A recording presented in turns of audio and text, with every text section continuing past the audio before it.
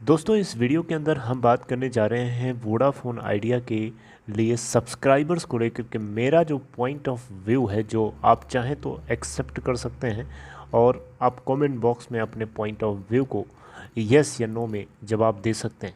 लेकिन उससे पहले आप लोगों से रिक्वेस्ट करना चाहूँगा, अगर आप इस प्लेटफॉर्म को फर्स्ट टाइम देख रहे हैं मेक श्योर कि आप इसे सब्सक्राइब करके बेल आइकन को हिट कर लीजिए और डीमेट या ट्रेडिंग अकाउंट के लिए डिस्क्रिप्शन बॉक्स में लिंक ड्रॉप किया गया है।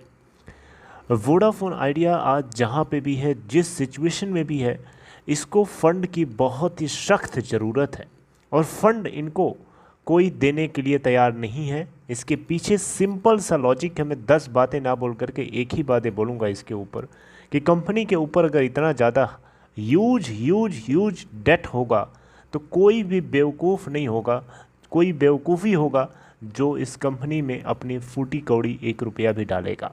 सीधी सी बात है। आप भी अगर कहीं का ऐसा काम सौदा करते हैं तो बेवकूफ़ों वाला काम नहीं करते हैं, आपको भी अच्छे से पता है। आप वही काम करते हैं जो समझदारी का काम होता है। तो जो भी बंदा इसमें पैसे डालेगा वो समझदारी का काम नहीं करेगा, क्योंकि इस कंपनी के ऊपर बहुत ही बहुत ही बहुत ही बड़ा कर्जा है। जब तक कि उस कर्जे का कोई फाइनल सोल्यूशन सरकार और कंपनी मिल के नहीं निकालती।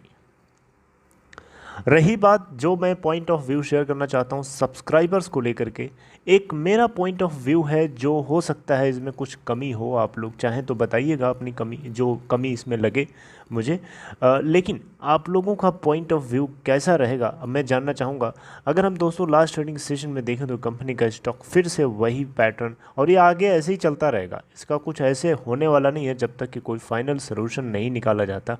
मेन प्रॉब्लम इसके यूज डेट के ऊपर आकर के लटकी पड़ी है, जो कि छोटी मोटी नहीं सबसे बड़ी प्रॉब्लम है। प्रीवियस ट्रेडिंग सेशन में देखिए 15 करोड़ 4,64,634 टोटल वॉल्यूम जनरेट हुआ, 10 के आसपास बंद हुआ। अगर हम लास्ट ट्रेडिंग सेशन में डिलीवरी परसेंटेज देखें तो 29.8% है। दोस्तों मेरा पॉइंट ऑफ व्यू ये है कि जियो और Airtel, right, Jio and Airtel दोनों क्या कर रहे हैं। एयरटेल तो है, एयरटेल को हम छोड़ दे रहे हैं, एयरटेल अभी हम इग्नोर करेंगे इस पॉइंट ऑफ व्यू को डिस्कस करते समय। हम जियो की मेनली बात कर रहे हैं। जैसा कि आपको पता है पिछले कई क्वार्टर से जियो क्या कर रहा है, अपने सब्सक्राइबर्स को लूज़ कर रहा है कि नहीं कर रहा है? बिल्कुल कर रहा है। आप कहेंगे कर तो रहा है।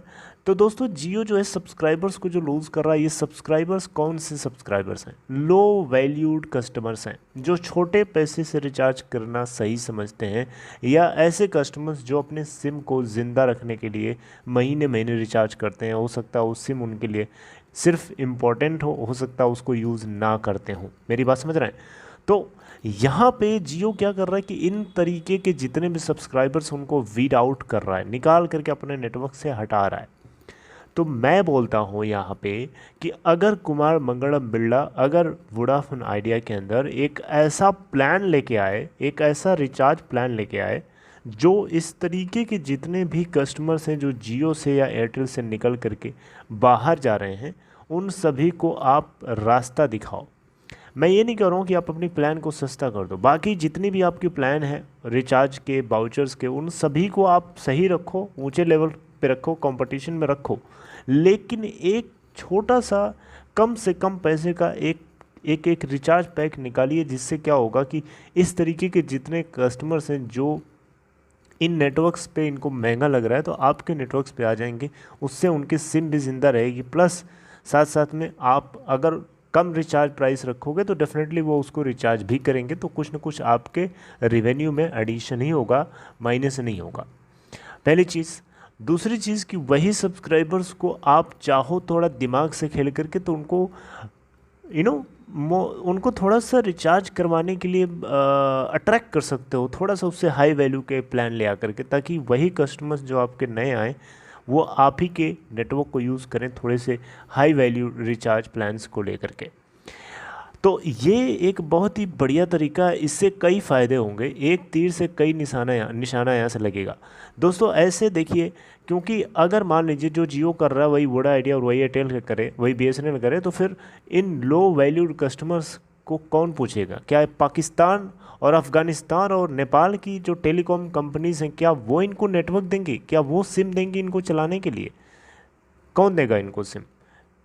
तो यहाँ पे इन चीज़ों का ध्यान रखते हुए, इन कस्टमर्स के पॉइंट ऑफ व्यू को, इन कस्टमर्स की सिचुएशन को समझते हुए कंपनीज़ को एक ऐसा रास्ता निकालना चाहिए। और इन कंपनीज़ में से अगर जियो वोडाफोन आइडिया ही अगर आती है सामने, तो इससे इसका नुकसान क्या है बताइए ना।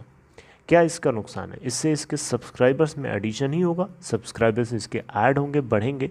और किसी भी तरीके से 300 मिलियन प्लस में सब्सक्राइबर्स अगर हो जाते हैं तो मुझे लगता है कि कुछ टैरिफ हाइक से इनको फ़ायदा होगा, प्लस कुछ लो लेवल्स के जितने कस्टमर्स हैं इनके एडिशन से भी कुछ न कुछ आरपू में इंक्रीमेंट होगा। देखिए, बूंद बूंद से सागर बनता है, ये हिंदी में आपने कहावत सुनी है ना। तो एक एक बूंद से सागर बनता है, एक एक बूंद इंपॉर्टेंट होती है किसी सागर को बनने के लिए। तो ये मत बोलिए कि छोटे छोटे जो कस्टमर्स हैं जो कम से कम रिचार्ज करते हैं वो क्या रिवेन्यू ऐड कराएंगे, क्या आरपू उनसे आने वाला, ऐसा मत बोलिए। ऐसा नहीं है, ये गलत बात है। उनसे एडिशन होने से कुछ न कुछ रिवेन्यू में एक मोमेंटम बनेगा जो डेफिनेटली शूट अप कर सकता है। तो आज की डेट में अगर हम देखें तो लोअर एंड पे कम से कम महीने में एक बंदे को अपने एक सिम को ज़िंदा खड़ा रखने के लिए 100 रुपया लगाना पड़ता है। मैं कह रहा हूँ कि आप 100 की जगह पे 30 रुपये लगा के ले आके दे दो। 30 रुपये का एक कम से कम का प्लान रखो जो लोअर वैल्यूड कस्टमर्स हैं, एकदम छोटे से छोटे रिचार्ज, जो सिर्फ 2 सिम रखते हैं, 3 सिम रखते हैं, लेकिन उनकी जो सबसे ज़्यादा ज़रूरत की सिम है वो रिचार्ज तो एक्टिव रहते करते ही हैं, लेकिन जो कम ज़रूरत की चीज़ें जिनको सिर्फ वो ज़िंदा रखना चाहते हैं, एटलीस्ट 30 रुपीज़ का उसमें रिचार्ज दें, ताकि उनको लगे ना कि हम महीने में हम पैसा अपना वेस्ट कर रहे हैं। अब ऐसे क्या है कि कोई 3 सिम यूज़ कर रहा है, उसमें से एक सिम उसके लिए बहुत इंपॉर्टेंट है, बाकी की 2 सिम उसके लिए सिर्फ ज़रूरी है कि वो कनेक्टेड रहे। उस केस में महीने महीने उसमें 200 रुपये 100 रुपये का 200 रुपया उसका बेकार जा रहा है कि नहीं जा रहा है? सोचने वाला सोच सकता है, लेकिन नहीं सोचने वाला बुद्धू क्या सोचेगा इस चीज़ को। कंपनीज़ को ये बात समझनी चाहिए, सिर्फ भूखा नहीं होना चाहिए दूसरे का लूटने के लिए। 200 रुपया उसका बेकार जा रहा है कि नहीं जा रहा है? अब मान लीजिए ऐसे कोई 3 सिम रखे है एक्स्ट्रा में, उसका 300 रुपये बेकार जाएगा।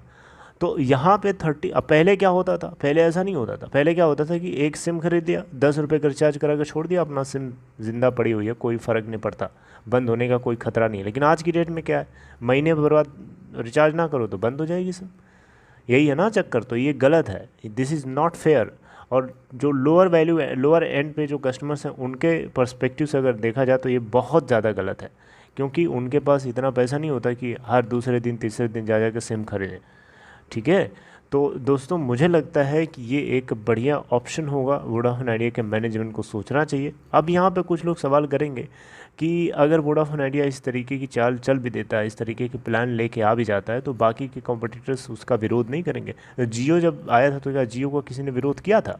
आप बताइए ना, मुझे जवाब दीजिए। क्या जियो जब मार्केट में जो रेट चल रहा था उसी रेट से क्या जियो आया था? जियो तो कूद गया था एकदम सस्ते से सस्ता माल लेकर के, उसको कौन रोकने वाला था? और प्लस यहाँ पे वोडाफोन आइडिया अगर इस तरीके के प्लान के साथ लेके आता है तो उसके पीछे एक लॉजिक है यार, एक तर्क है।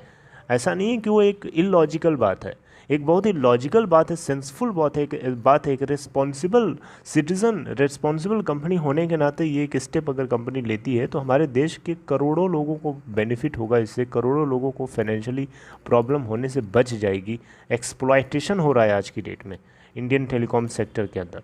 गवर्नमेंट टेलीकॉम कंपनीज़ को एक्सप्लॉइट कर रही है और कंपनीज पब्लिक को एक्सप्लॉइट कर रही हैं। तो एट द एंड कंपनी सरकार ही बहुत ही गलत है, बहुत ही एक्सप्लॉइटिंग है। लोगों को इस तरीके से एक्सप्लॉइटेशन नहीं करना चाहिए एंड गवर्नमेंट शुड अंडरस्टैंड। बाकी गवर्नमेंट के ऊपर मैं ज़्यादा बात नहीं करूँगा, सो सॉरी।